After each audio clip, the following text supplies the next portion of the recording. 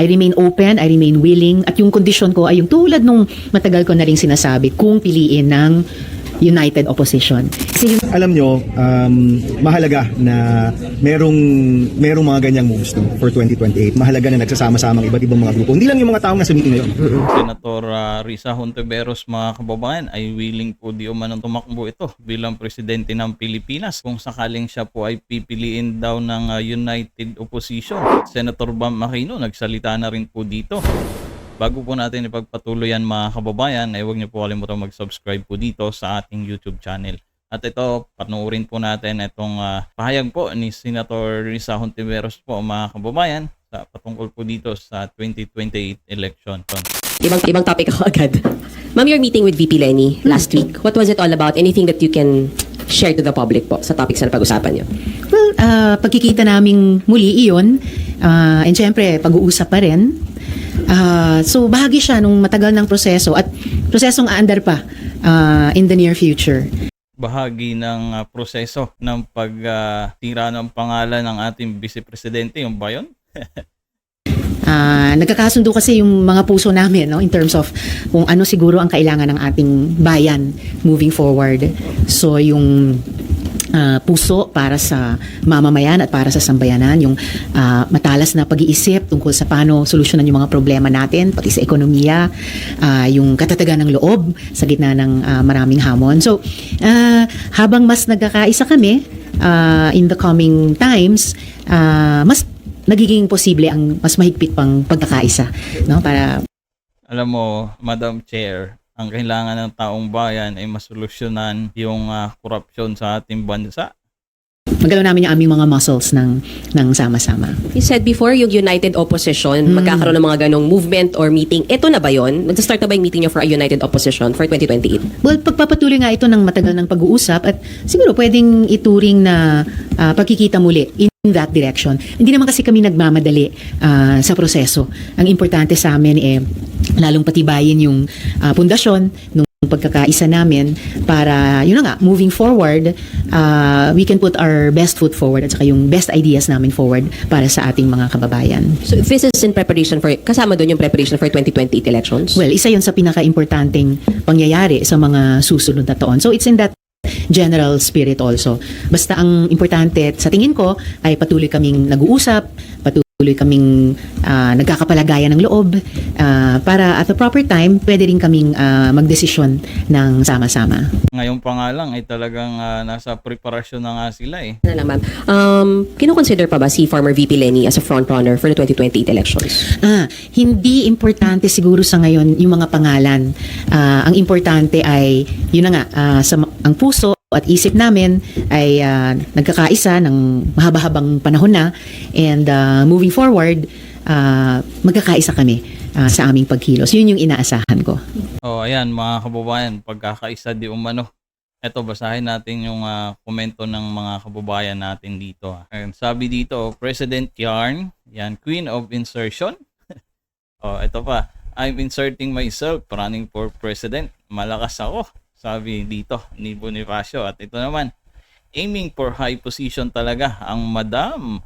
Ito naman, sure you can run but winning is another story. Press con pa more. Kinabahan sila bigla nung nagsalita, nag-post itong si Vice President Sara Duterte, no? Kaya puro press con, yun ang mga nakikita natin ngayon sa social media. Ito pa, double time kala mo talaga mananalo. Ito pa, anong meron? Pa-press con si madam. Ginagawa niya yung hobby niya. Yan, imposible yon magkaisa kayo. Kanya-kanya kayong siraan eh. Di ba? Pambansang pilingera.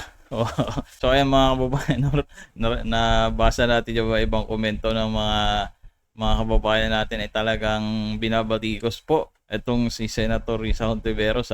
Pagpatuloy po natin ito. Ma'am, considering na matindi yung batuhan ng mga allegations sa pagitan ng Pangulo at ng Vice Presidente, do you think sa 2028 maghahanap na ng alternatibo ang tambayan? Siguro naman.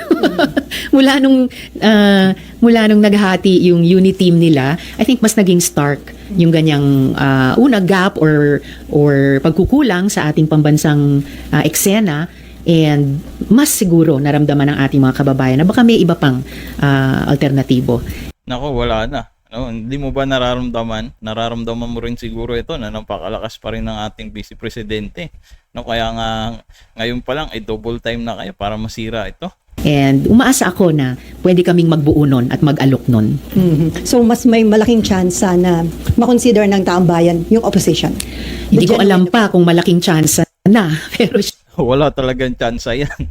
syempre, mas nagiging pakiramdam namin na Pati ikaw, natawa ka rin sa sarili mo eh.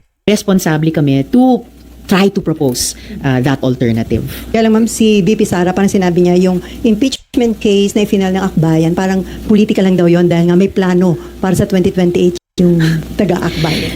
Linawin ko simula pa lang. Siya yung nagbanggit ng pangalan ko kaugnay ng impeachment. Tapos dinugtong pa niya sa eleksyon.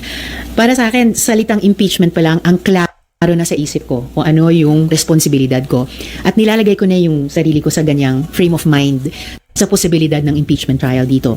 At yan ay walang iba kundi maging senator judge na magtitimbang ng mga ebidensya at batay sa konstitusyon, magdidesisyon or boboto dyan. Wala O, talaga ba na matimbang ha? So, panoorin natin yan kung mag-proceed itong impeachment ni VP Sara. ng iba. Kaya palagay ko yung pagbanggit sa eleksyon in the same breath, wala sa tamang panahon yan, wala sa lugar yon, and it was really not called for by the question. Ang ganyang ka-importanteng constitutional process kasi ng accountability, ang isang impeachment, hindi po dapat binababa ni naman sa level lang ng personal motives. So walang motibong political naman, klaro yung final ng akbayan, yung impeachment case. Walang personal motive daw eh. Pero narinig mo ba yung sinabi niya na kailangan, no, hanggat meron pa mga Duterte na nasa mataas na posisyon, ay mananatili pa rin daw lugmok ang Pilipinas. Oh. I think any complaint na i-file ng mga mamamayan, and there have been several against both the President and the Vice President, ang pinakamotibo niyan sa puso niyan should be accountability. At ganun ko rin hinahanda yung kalooban ko for us to receive such complaints here in the Senate pag i-transmit man sila ng House na ganun bilang Senator Judge. Ma'am, are you still open to running for president? And napag-usapan po ba yon during the meeting? Hindi yan napag-usapan sa meeting yung mga individual. I remain open, I remain willing, at yung kondisyon ko ay yung tulad nung matagal ko na rin sinasabi, kung piliin ng United Opposition. Kasi yun din ang sinasabi ko na rin ng matagal na kailangan ng oposisyon kung lalaban kami sa 2028 at yun yung intensyon o desire ko na lalaban kami sa 2028 na mag-alok sa ating mamamayan ng pinakamalakas at credible na kandidato. Oh, Segue na ako. Ayan mga kababayan, no? Kung nakaabot kayo sa video na to, sabi niya dito, willing daw siya na tumakbo kung siya ang pipiliin ng United Opposition. Oh, susuportahan nyo ba ito? Comment kayo dyan sa baba. At ito mga kababayan, pakinggan naman natin din po itong pahayag po dito ni Senator Bam Aquino.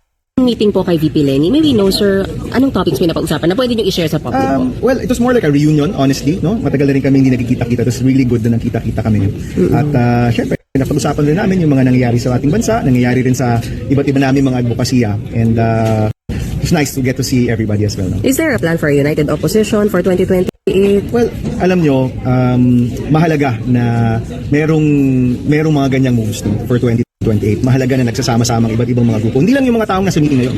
No, kailangan talagang magtulungan tayo at hindi lang para sa next election, para ngayon. Yung mga problema ng bayan ngayon napakatindi. Ito lang hearing natin, nakakalula na yung mga problema sa edukasyon.